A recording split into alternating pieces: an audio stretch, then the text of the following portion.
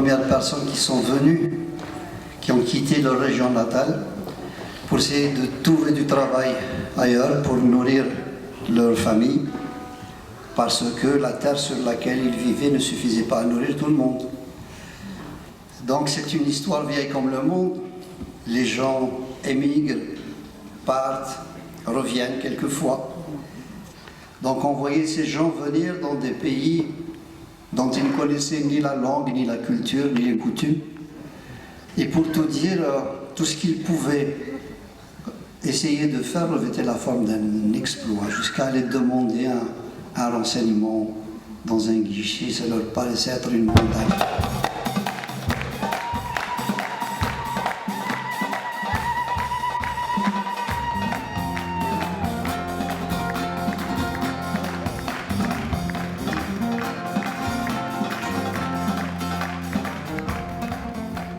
Voilà, nous sommes là-bas, quelque part dans un village. Évidemment, chacun voudra que ce soit le sien. Ça commence. Disons, nous sommes en été, c'est la période des fêtes, et nous sommes justement à la fin d'une fête. Et quand toutes les clameurs se sont tues, les gens ont bien mangé, ont dansé, etc., soudain, comme ça, dans la chaleur de la nuit, on entend des chants fait le plus souvent par des dames âgées chez nous. Dans la douce chaleur de la nuit, avec un ciel si bas, comme dirait Brel, à décrocher les étoiles, espèce de pénombre, un état de plénitude, on se transcende, tout le monde aime tout le monde. Alors, monsieur Amar, Erouet.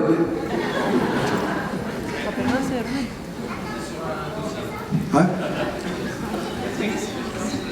Ce qui se passe, c'est que, bon, moi, j'ai pas tellement confiance. Voilà. Et comme, vous savez, voilà, monsieur Amar, qui est donc le haut, bien sûr. Non seulement les hauts commissaires à la UUT, tu fais partie aussi de l'Académie des Neufs. Voilà. Donc, il vous entend. Allez, 1, 2, 3.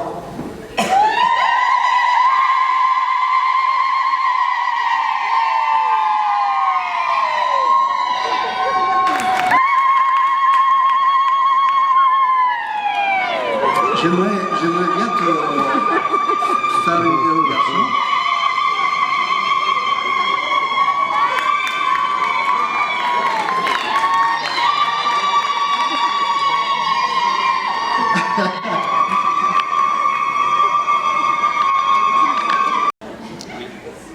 Je pense qu'il y a une dérogation à faire et il a validé. Après vous, j'aimerais bien qu'on entende les youyous de François, de Jean-Claude, d'Agnès. Tu te moques? Tu crois? Tiens, ils sont intégrés beaucoup plus. Il n'y en a pas. Il n'y en a pas. Si, il y en a. Allez, 1, 2, 3.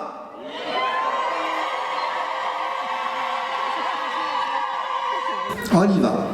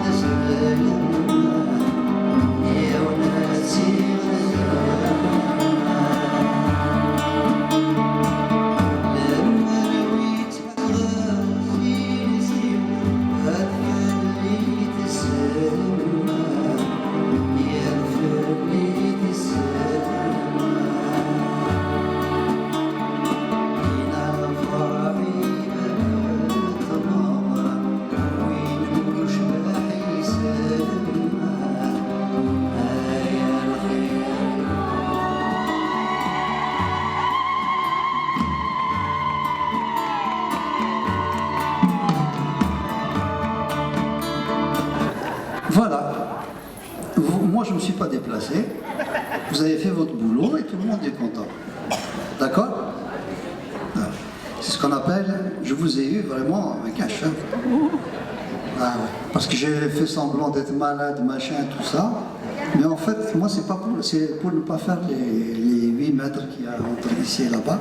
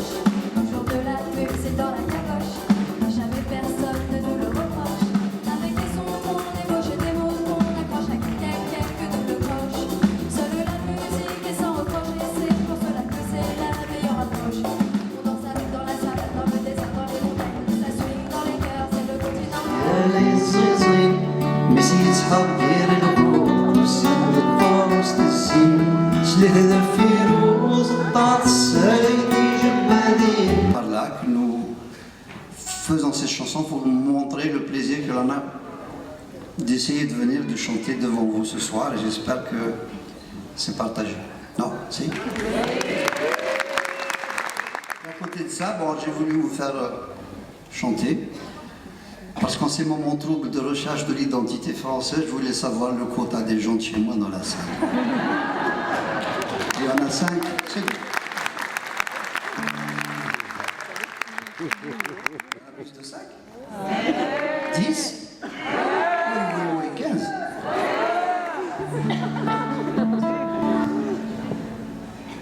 Bon, puisque vous allez bien, on va continuer.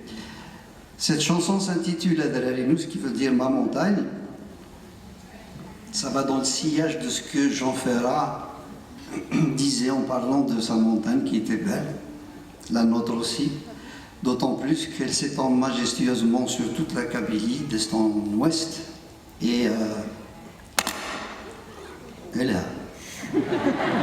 On lui attribue des émotions, elle semble nous parler, des fois on a l'impression de comprendre, donc elle fait partie de notre vie. On l'a intégrée depuis longtemps dans notre imaginaire collectif, on la chante, comment vous dire, on la met dans nos poèmes, etc. Voilà. Donc, c'est la moindre des choses que de penser à notre montagne. Je pense qu'il n'y a pas, en tout cas parce que ça se passe en Kabylie, il n'y a pas un Kabyle qui pourrait parler kabyle sans dire le nom de sa montagne qui s'appelle le Djurdjura. Voilà. Adrarinu, la montagne.